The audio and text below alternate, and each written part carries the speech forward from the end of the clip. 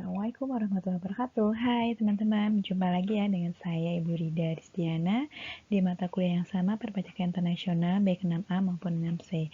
Semoga teman-teman semua dalam keadaan sehat ya. Oke, hari ini kita akan bahas tentang bab 12 dan bab 13, di mana bab 12 ini tentang Control Foreign Corporation and Special Purpose Company, dan di bab 13 kita ada Think Capitalization and Debt to Equity Ratio. Oke, langsung saja ya. Nah, di bab 12 kita bahas dulu di awal ya tentang CFC dan Special Purpose Company. Nah, CFC sendiri teman-teman, jadi ini sering yang akan dipakai, jadi istilah yang sering dipakai di dunia perpajakan ya, dalam konteks perpajakan internasional. CFC sendiri adalah perusahaan terkendali yang dimiliki oleh wajib pajak dalam negeri yang berada di negara-negara yang mengenakan pajak rendah atau tidak menggunakan pajak sama sekali, yang disebut dengan tax haven country, yang dibentuk dengan maksud untuk menunda pengakuan penghasilan dalam rangka penghindaran pajak atau tax avoidance. Nah, jadi CFC sendiri ini adalah perusahaan. Jadi ada perusahaan yang dikendalikan oleh pihak-pihak tertentu.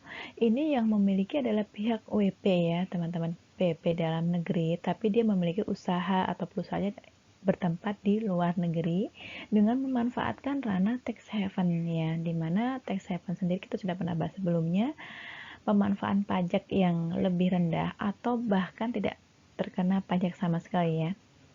Waktu dulu juga sudah disebutkan siapa di mana saja sih negara-negara tax haven, ada Brasil, kemudian ada Cayman Island dan seterusnya ya. Nah, Menteri Keuangan berwenang menetapkan saat diperoleh dividen oleh wajib pajak dalam negeri atas penyertaan modal pada badan usaha di luar negeri, selain badan usaha yang menjual sahamnya di bursa efek dengan ketentuan sebagai berikut. Pertama, jadi syaratnya itu ya, kita bisa mengatakan adanya penyertaan modal WP luar negeri itu bolehnya paling rendah itu sebanyak 50% dari jumlah saham yang disetor. Nah, poin kedua, secara bersama-sama dengan wajib pajak dalam negeri lainnya memiliki penyertaan modal parendah 50% juga dari jumlah saham yang disetor. Artinya apa teman-teman? Kalau kita nih, jadi kita WP, misalkan saya WP dalam negeri, kemudian saya memiliki perusahaan terkendali yang ada di luar negeri, di negara-negara yang tax haven ya, yang tarif pajaknya rendah atau bahkan tidak kena tarif sama sekali.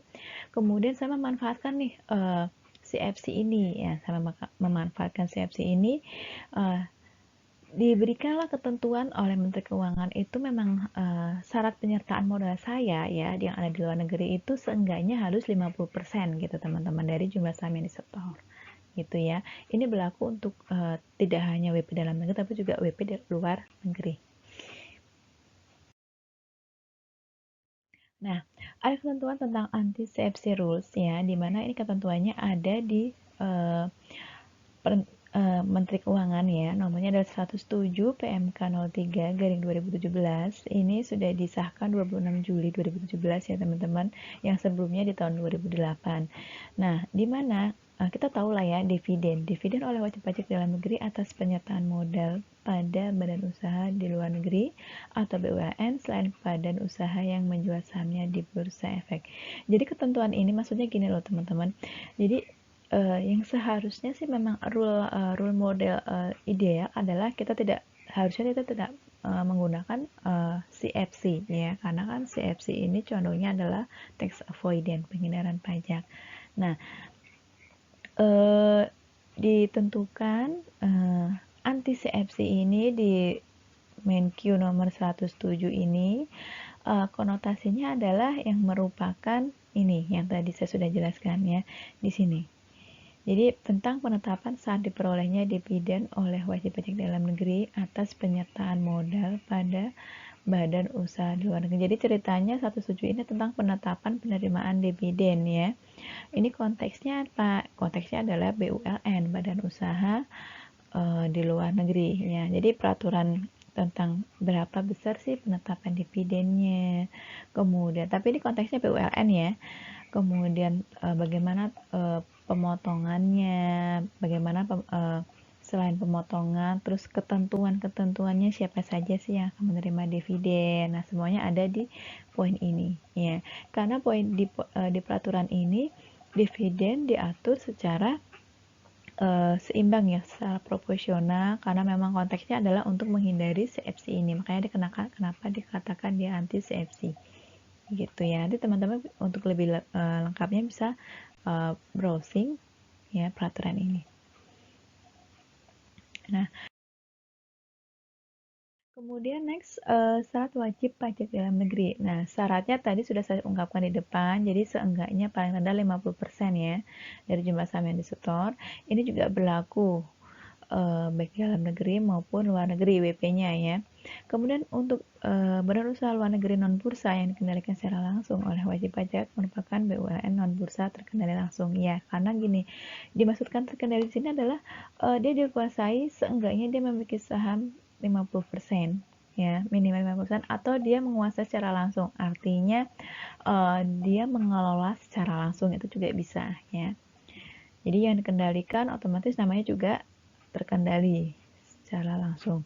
Nomor 3, wajib pajak dalam negeri tetapkan memperoleh demand dividend ya atau dividen atas penyertaan modal langsung pada BUMN non bursa terkendali langsung. Nah, demand dividen ini sebenarnya keuntungan yang sengaja didapatkan untuk memperoleh. Jadi si investor ya atau penanam saham ini tujuannya memang untuk satu memperoleh demand dividen ya, keuntungan yang sengaja diharapkan ya. Tapi ini ketentuan ini juga sudah diatur ya antara pemilik modal dengan pengelola, dinamakan demand dividen. Kemudian untuk penetapan besarnya penyertaan modal langsung ditentukan pada akhir tahun ya, tentunya ya teman-teman ya. Akhir tahun pajak dalam negeri ini sama dengan proses pada saat kita pembayaran pajak. Nah, untuk kriteria BULN sendiri itu statementnya ada di pasal 1 ya. Nah, kalau kita bisa mengatakan dia BULN itu apabila ada statement ini, penyertaan modal pada badan usaha di luar negeri selain badan usaha yang menjual sahamnya di bursa efek. Jadi ini statement saja. Nah, kemudian kita masuk kepada si atau S atau Special Purpose Vehicle atau Special Purpose Entity ya. Ini juga bagian dari bahasan topik kita kali ini. Menurut Investopedia, Special Purpose Vehicle atau Special Purpose Entity adalah anak perusahaan dengan struktur aset atau kewajiban dalam status hukum yang membuat kewajiban aman walaupun perusahaan induknya bangkrut. Jadi ada kepastian atau jaminan atau agungan apabila nanti perusahaannya ya atau mungkin induknya bangkrut, dia akan ada jaminan dari bisa jadi anak cabang atau sub induk cabang atau regional ya. Jadi dipastikan meskipun sebagian perusahaannya bangkrut atau sebagian dari secara keseluruhan totalnya bangkrut, dia akan ada jaminannya. Jadi nggak akan khawatir bagi orang-orang yang biasanya sih orang-orang yang akan melakukan tax avoidance, mereka akan menerapkan special purpose vehicle seperti ini. Jadi mereka mempermanfaatkan ini dan mereka tidak ada ketakutannya karena ada jaminan jika anak perusahaannya bangkrut atau induknya bangkrut ya akan ada jaminan begitu ya. Juga merupakan anak perusahaan yang dirancang untuk menjadi counterparty untuk swap dan instrumen derivatif sensitif lainnya. SPPA atau SPE digunakan untuk mengisolasi risiko keuangan karena accounting loopholes. Ya, jadi memang betul. Jadi ini bagi siapapun yang akan menerapkan ini, mereka tidak akan khawatir untuk terjadi kebangkrutan ya karena ada penjaminan di sana. Makanya dikatakan untuk mengisolasi risiko. Begitu. Kalau accounting loophole ini terkait dari biasalah kalau untuk transaksi accounting kan biasanya suka ada celah tuh yang kita bisa manfaatkan. Samanya kayak di pajak ada gray area, ada tax loophole itu juga sama. Jadi ada peraturan-peraturan yang kita bisa manfaatkan celahnya ya untuk kita bisa meminimalisasi pajak. Itu juga hampir sama ya di accounting juga sama seperti itu. Contohnya seperti apa? Penyusutan, teknik penyusutan, kemudian kita bisa menggunakan tidak harus menurun nih, tapi kita bisa menggunakan garis lurus atau mungkin sistem persediaan FIFO atau LIFO itu juga bagian dari accounting tax loophole. Nah, kemudian ada Control Foreign Corporation ya, ini temannya ya. Untuk CFC ini ya, ini menurut Investopedia, CFC sendiri adalah entitas perusahaan yang terdaftar dan melakukan bisnis di jurisdiksi atau negara yang berbeda dari tempat tinggal pemilik pengendali. Jadi konteksnya dikatakan dia CFC kalau dia sudah terdaftar ya.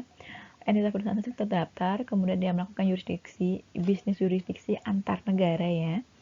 Kemudian antar negara ini artinya lokasi usahanya atau perusahaan terkendalinya itu beda dengan tempat tinggalnya, beda dengan orang-orang atau saham-saham pengendalinya, lokasinya berbeda.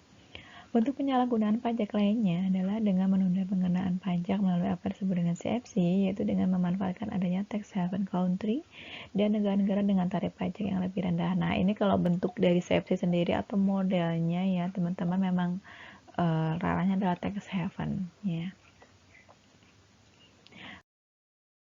Kemudian di sini ada yang namanya, nah ini udah saya singgung di depan tadi ya, memang Menteri Keuangan memang menerapkan tarif kepemilikan saham yang disetor minimal adalah 50% ya. Kemudian untuk secara bersama-sama WP dalam negeri lainnya memiliki penyataan modal paling rendah. Nah, ini misalkan ada joinan dengan perusahaan lain misalkan atau dengan WP yang lain dalam negeri, sama-sama dalam negeri, tapi dia memiliki mitra ya, ini juga sama 50%. Nah, untuk misalnya dividen ya, dividen di aturan dividen di sini dividen dalam konteks CFC ya teman-teman ya. Misalnya dividen yang wajib dihitung sebagai penghasilan dividen oleh wajib pajak dalam negeri memenuhi syarat dan memiliki penyertaan pada badan usaha di luar negeri yang memenuhi syarat adalah, nah ini ya, sebesar jumlah dividen yang menjadi haknya terhadap laba setelah pajak yang sebanding dengan penyertaannya pada badan usaha di luar negeri selain badan usaha yang menjual sahamnya di bursa efek. Nah, ini maksudnya adalah, jadi dividen ini diberlakukan setelah dia ada keuntungan ya, ada keuntungan kemudian dipotong pajak, nah baru muncul yang ada namanya dividen ya, dividen atau laba yang dibagikan setelah pajak atau net ya. Nah, ini diibaratkan sebanding dengan pemerolehan dividen yang ada di BULN yang tadi ya, maksudnya begitu. Nah, sekarang kita masuk nih teman-teman di bab 13 ya. Di bab 12 tidak banyak karena saya ambil poin-poin pentingnya saja. Nah, kita sekarang masuk di bab 13. Di sini ada think capitalization and debt to equity ratio. Teman-teman pasti nggak asing ya dengan kata-kata DER ya. Nah, ini dia. Salah satu bentuk transfer pricing dalam skema penghindaran pajak ya, yang aman yang dilakukan oleh perusahaan multinasional yang memayungi perusahaan-perusahaan afiliasi yang terbesar di berbagai negara adalah think capitalization. Jadi, teman-teman, think capitalization ini juga sering sekali muncul di bahasa istilah yang sering muncul di dunia perpajakan ya. Jadi, ini adalah bentuk atau sub anak dari transfer pricing. Sebenarnya teman-teman tahu ya, transfer pricing adalah sebenarnya penggeseran laba. Misalkan ada induk dengan cabang memiliki usaha, misalkan induknya di Indonesia, cabangnya di luar negeri, negara-negara tax haven. Kalau di Indonesia kan ada tarif pajaknya tinggi nih. Nah, supaya di luar negeri dia juga tidak dikenakan tarif pajak yang tinggi, akhirnya dia alihkan tuh ke negara-negara yang tarif pajaknya rendah atau bahkan tidak kena pajak sama sekali. Otomatis kan keuntungannya dia lebih besar, benar nggak sih? Nah, itu namanya transfer pricing. Atau juga perusahaan-perusahaan memiliki hubungan istimewa ya, bisa dari jadi dewan direksi atau mungkin komisaris yang tadinya dia bekerja di perusahaan A, dia juga ada bekerja di perusahaan B, C, dan D. Nah, itu juga merupakan hubungan istimewa juga ya. Ini tidak hanya induk dengan anak cabang atau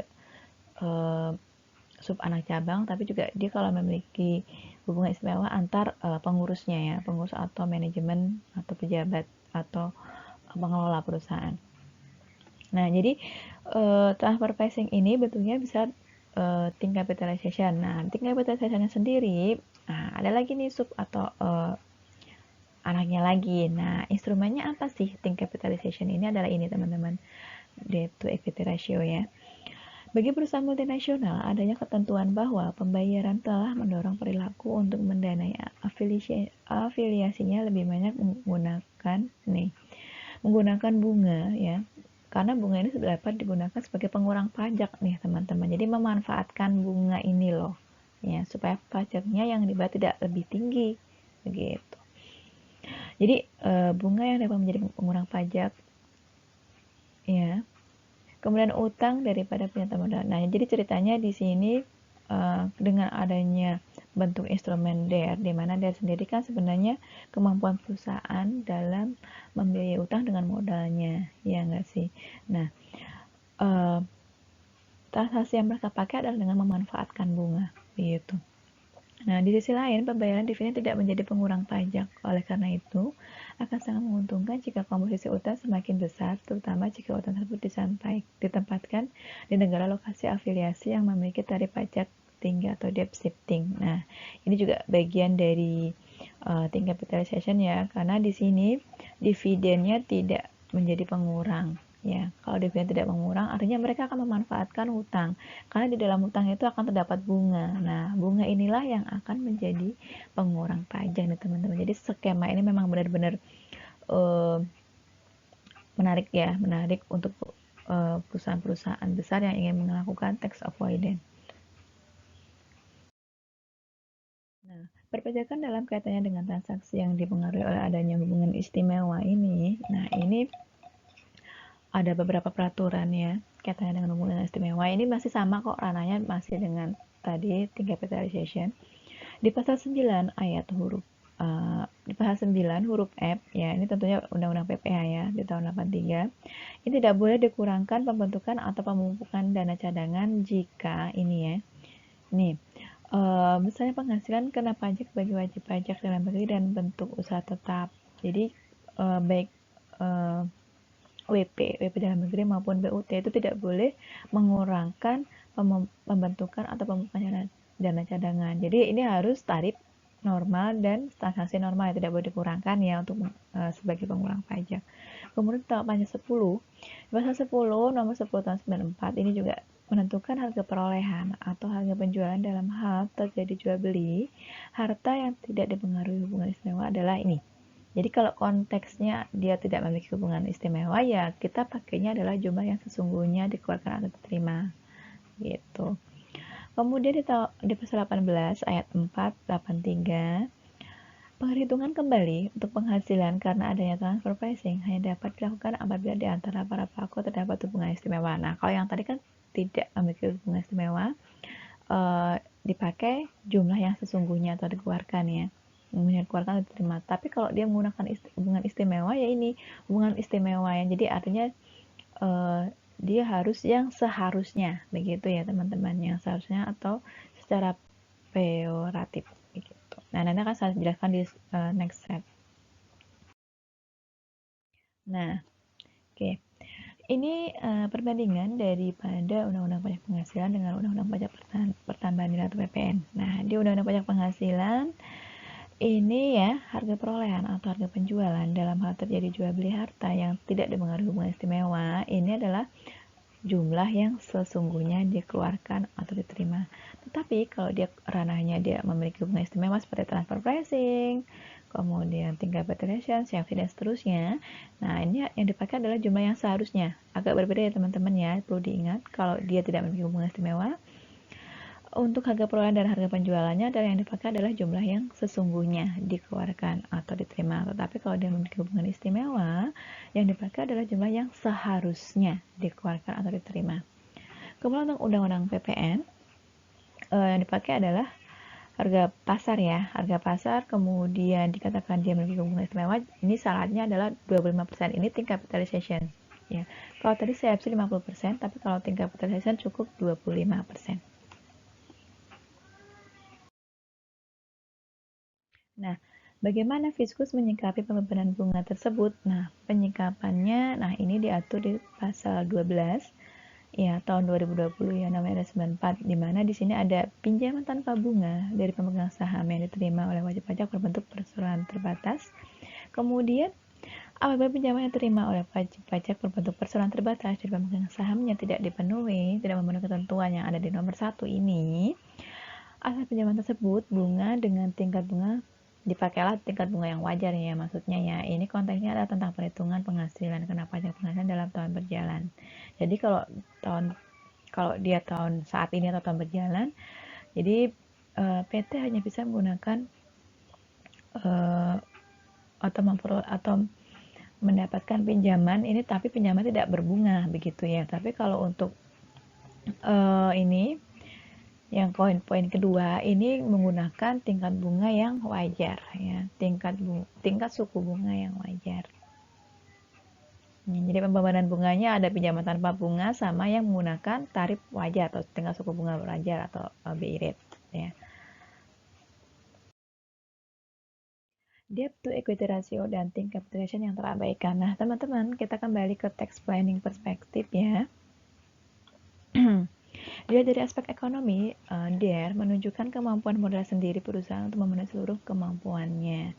Menjadi salah satu barometer selain dapat digunakan untuk mengukur tingkat kesehatan atau financial ekonomis dari struktur permodalan perusahaan yang digunakan oleh pihak ketiga.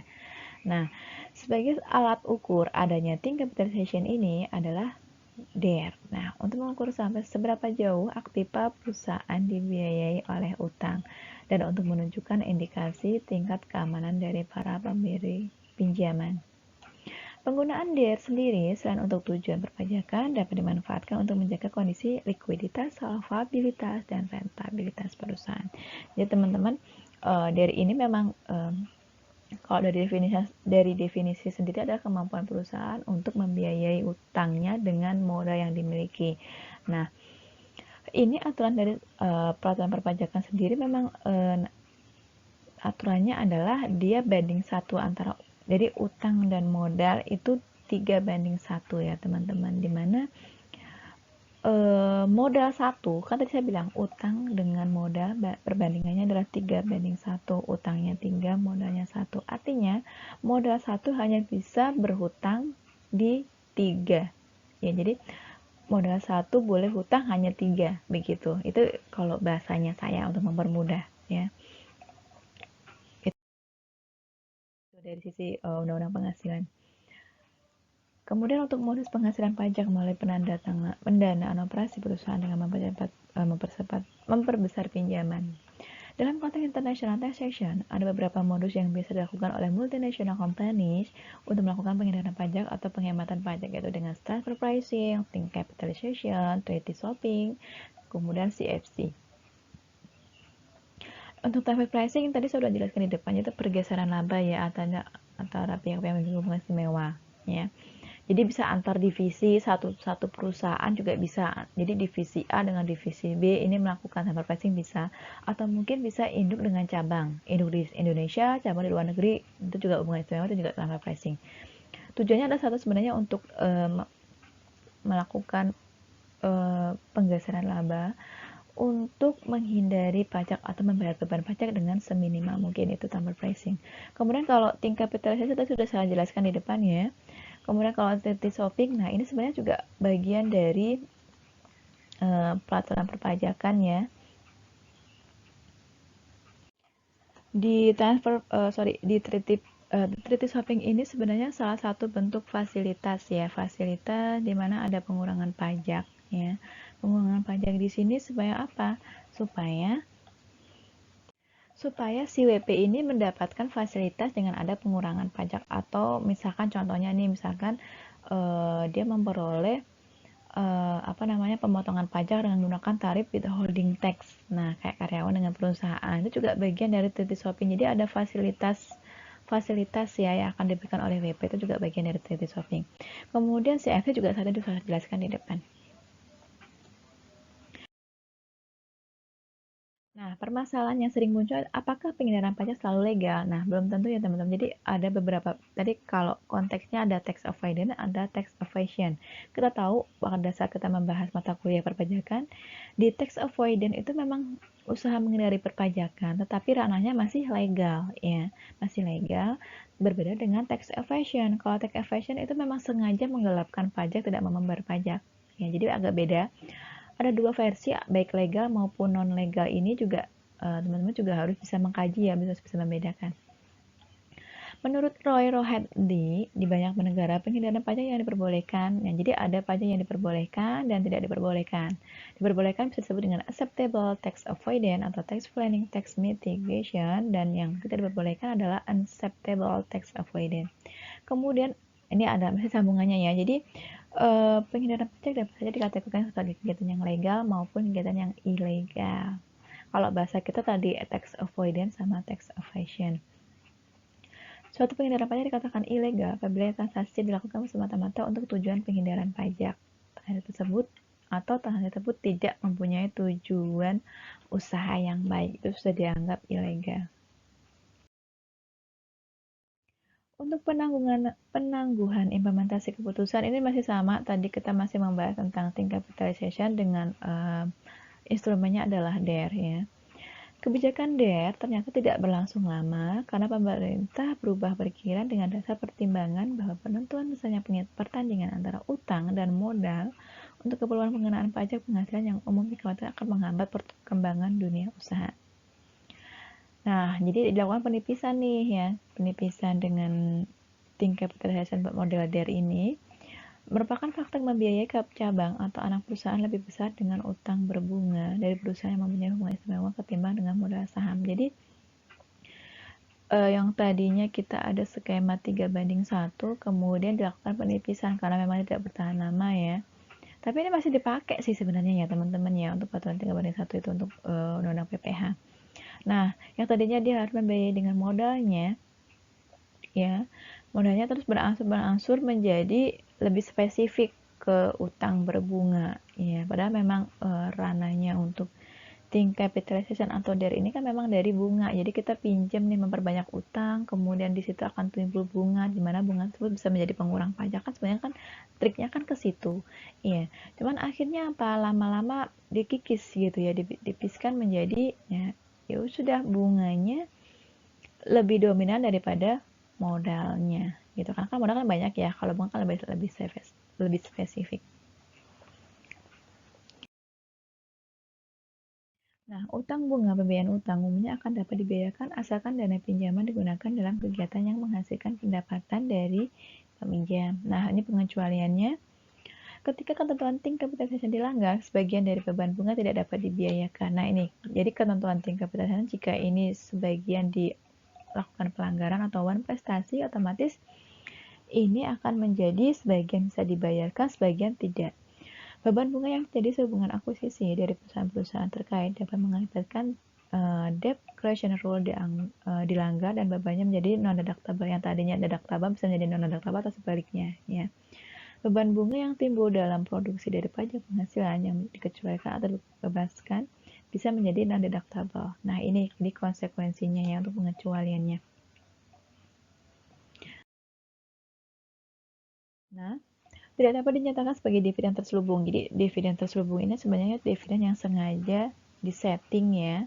Jadi keuntungan yang secara tidak langsung diperoleh atau dividen yang secara tidak langsung diperoleh atau secara tidak langsung diperoleh oleh investor begitu, itu terselubung. Tapi sebenarnya ini juga sebenarnya bagian dari plan ya.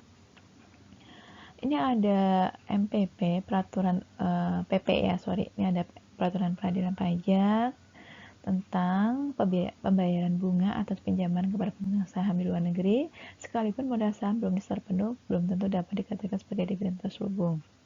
Di mana putusan majelis mengabulkan banding wajib pajak yang menyatakan bahwa bunga yang dibayarkan kepada pihak kreditur luar negeri tersebut tidak dapat dinyatakan sebagai dividen terselubung.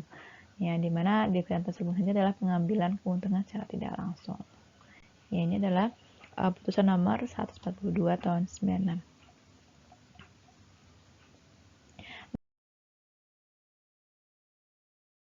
Nah, ini juga masih think capitalization yang menyebabkan berkurangnya penerimaan pajak ya, masih skenario tax planning.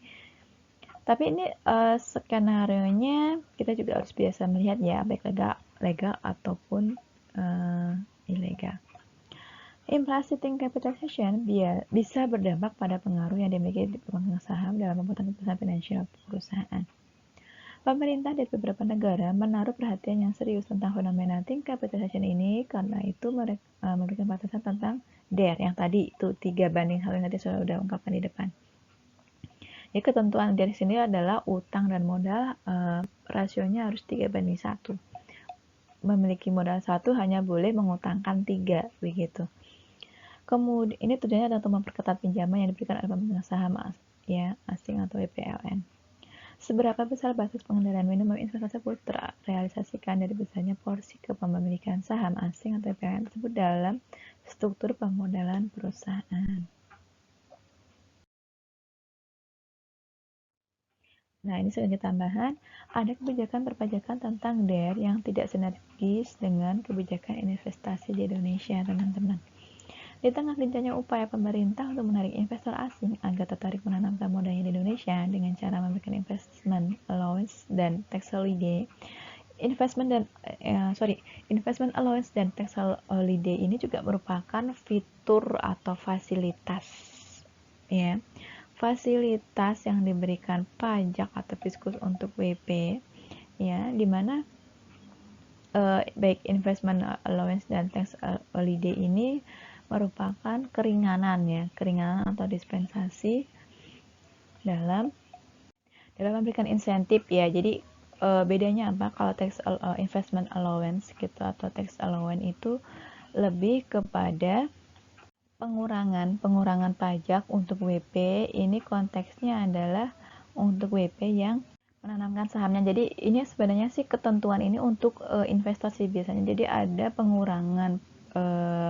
pajak untuk investor apabila saham investornya lebih besar, ya, saham yang ditanamkan dia lebih besar, otomatis pengurangan pajaknya juga akan lebih besar. Itu namanya investment allowance. Tapi kalau tax holiday, teman-teman, ini lebih kepada pengurangan atau penyediaan pajak untuk perusahaan-perusahaan yang baru berdiri, ya. Jadi baik 3-5 periode, bisa jadi 3-5 periode tidak akan dipajaki. Nah, itu tax holiday. Tapi kalau misalkan nanti dia akan dilihat lah untuk progres perkembangan ke depan, kalau memang dia sekiranya sudah bisa dipajaki, dia akan, kalau artinya dia sudah survive, dia sudah going concern, dia akan mulai dipajaki, ya. Jadi ini juga ada ketentuan sendiri untuk tax holiday, ya. Oke, kita masuk ke berikutnya.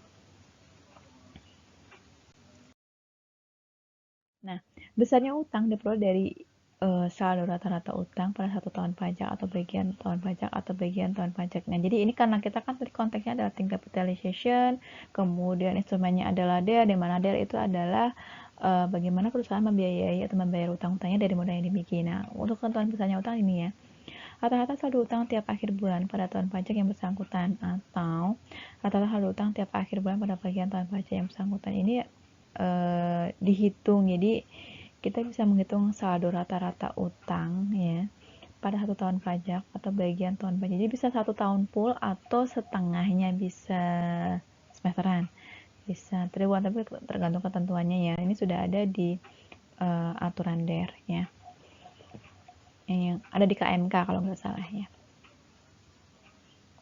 Nah, untuk biaya pinjaman, biaya yang ditanggung oleh wajib pajak sehubungan dengan peminjaman dana. Nah, jadi kalau konteksnya utang kan kita ada yang namanya kata-kata pinjaman, ya. Nah, ini meliputi, jadi saya ulangi, biaya pinjaman adalah biaya yang ditanggung oleh wajib pajak sehubungan dengan peminjaman dana, meliputi nih, ada bunga pinjaman, ada diskonto dan premium yang terkait dengan peminjaman, biaya tambah yang terkait dengan perolehan pinjaman, atau range of borrowing, beban keuangan dalam setiap pembiayaan, biaya imbalan karena jaminan pengembalian utang, dan selisih kurs. Nah, sebagai penyusunan terhadap biaya bunga dan biaya sebagaimana dimaksud pada huruf B, C, D, dan E.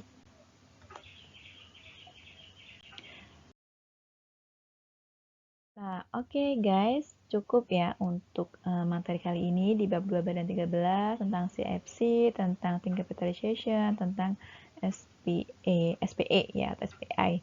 Oke, nah tugas teman-teman, silakan nanti ulas kesimpulannya atau intisari, ya, dari hasil paparan saya materi video kali ini. Silakan di komen di kolom komentar yang ada di channel saya, Frida Sang Juara.